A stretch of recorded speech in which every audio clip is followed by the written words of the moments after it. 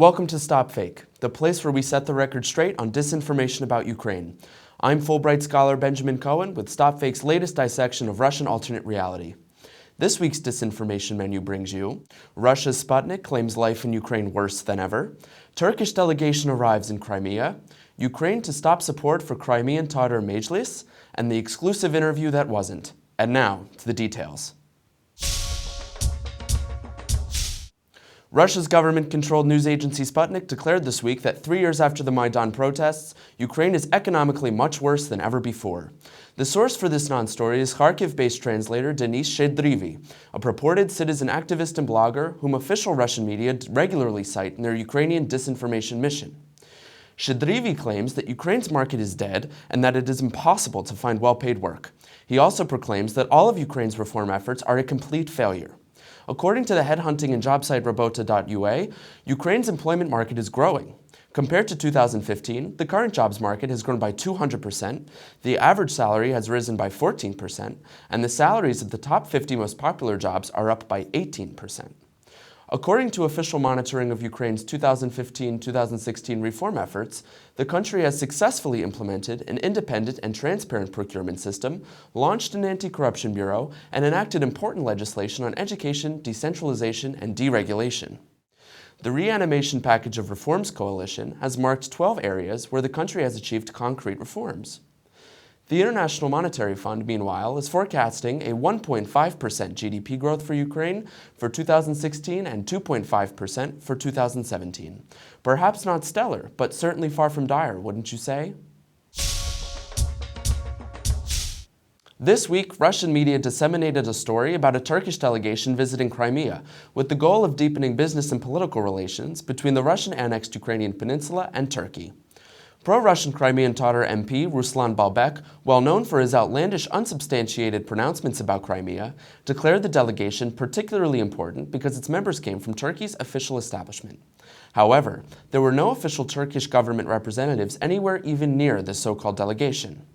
The visit was organized by the notorious Russian imperialist Alexander Dugin, otherwise known as Putin's Rasputin. Hasan Cengiz, the chairman of the Turkish Association of Eurasian Governments Union, is a friend of Dugin's. Cengiz is prominently featured in the video shown on Crimean television about the delegation's visit. During last month's official Ukraine-Turkey meeting, President Recep Erdogan assured Ukraine that despite a warming of Russian-Turkish relations, Turkey does not recognize Russia's annexation of Crimea and condemns the violation of Crimean Tartars' rights. Meanwhile, the chairman of the Crimean Tartar representative body Majlis, Refat Chubarov, called this story of the Turkish visit Russia's latest disinformation initiative aimed to create animosity between Ukraine and Turkey. Russian media tirelessly published stories about all sorts of delegations allegedly visiting Crimea, eager to set up business deals in violation of Western sanctions. Russia's defense ministry television channel Zvezda published a story this week claiming that Ukraine is reassessing its friendly relations with Turkey and considering ending cooperation with the Crimean Tartar Representative Council, the Majlis. Zvezda does not cite any particular source for this claim and only generically refers to Ukrainian and European media. The story, however, appears to stem from a dubious Ukrainian site called UAC Info, while the European media source is an article by Chris Saarlander in an alternative German site called Kontrmagazin. StopFake has debunked previous fake claims published in Kontrmagazin. Saarlander claims that Turkey finances the Crimean Tartar Majlis, and as proof, he provides scans of several pages of lists and figures.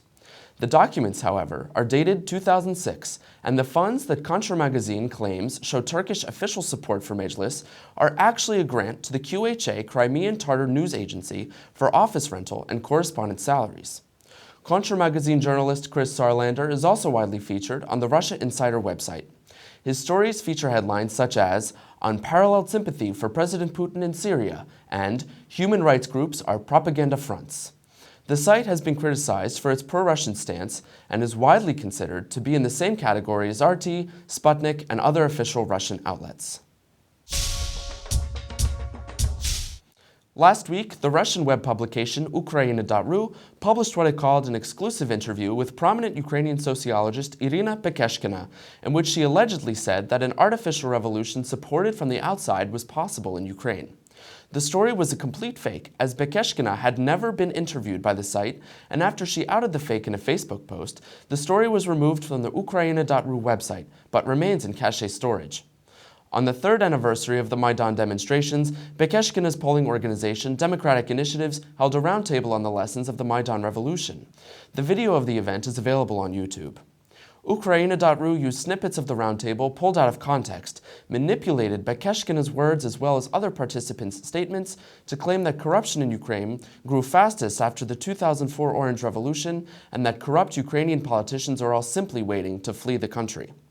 In a comment on Bekeshkina's Facebook page, Ukraina.ru chief editor Iskender Khisamov called his publication's fake story an outrage, apologized to Bekeshkina, and promised that those responsible for the fake would be dealt with. Now that's a first. That's it for this week. Look for more disinformation said straight on the StopFake website. Be vigilant, look out for fakes, and if you spot anything that smacks of disinformation about Ukraine, send it to us for a truth autopsy. I'm Benjamin Cohen, and this is StopFake. Thanks for watching.